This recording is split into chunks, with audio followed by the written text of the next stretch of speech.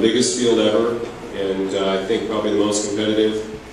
And it's just really exciting, especially to recognize the 25th anniversary of this event. This means a lot to me and to, I think, a lot of people in the room. The race began in 1983. It was a 760-mile race. That year was 7.5 loops around a 100-mile lap down in the Hemet area. And it was really out there. They're not all here, but most of them are. A few will show up in the morning. A few will show up just out on the race course.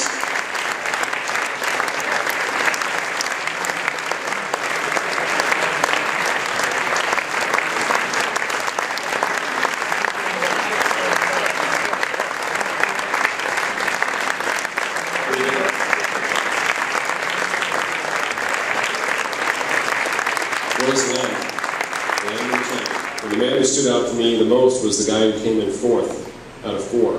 First of all, because it was his idea, and I've always been a big fan of people with big visions and big ideas and that really want to do something new and exciting that'll have a big positive impact on the world. And also because he suffered the most, because he had the most problems out there, and he was out there the longest. And he thought the event was actually a total failure as it was unfolding, because he was off the back, and the racers were never seeing one another. Basically, after like the first 100 miles, there was only like a couple times that 2nd and 3rd place changed, and that was it. And he thought this thing's a flop. There's no race, and so he was kind of bummed out and despondent. And he rolled into New York City and to the finish line at the Empire State Building. Didn't think there'd be anybody there. And there was this big crowd, including his fellow competitors, who waited and had time to take a shower and eat a meal and stuff.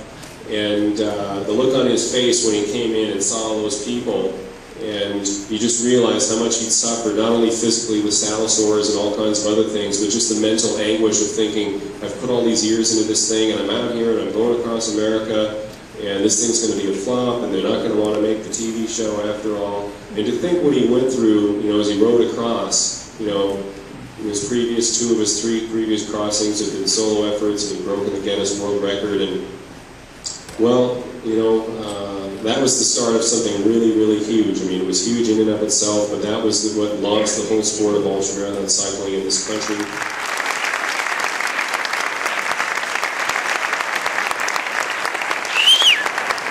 That's right. By the way, does he look exactly the same or what? Okay, if he keeps his hat on, he looks the same. We rode the Solvang Century together this year. Yeah. It's John's first century in maybe 15 years.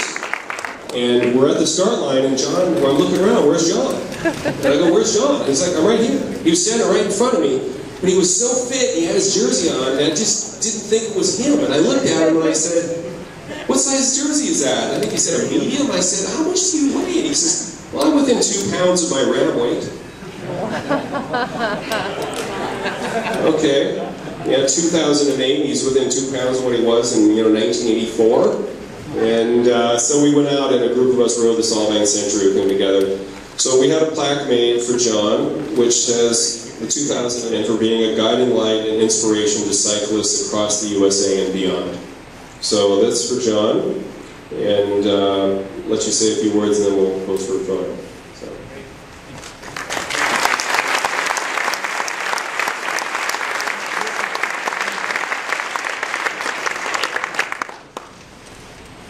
This is great. Thank you, Chris.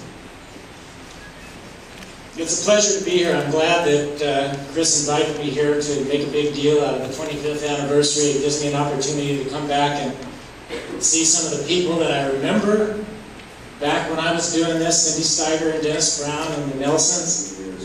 And then there's John Marino, and you've already heard kudos from Chris. But the thing about John and Chris that you probably understand is that they've carried on the sport. The sport would have died years ago had it not been for the dedication of these 2 men.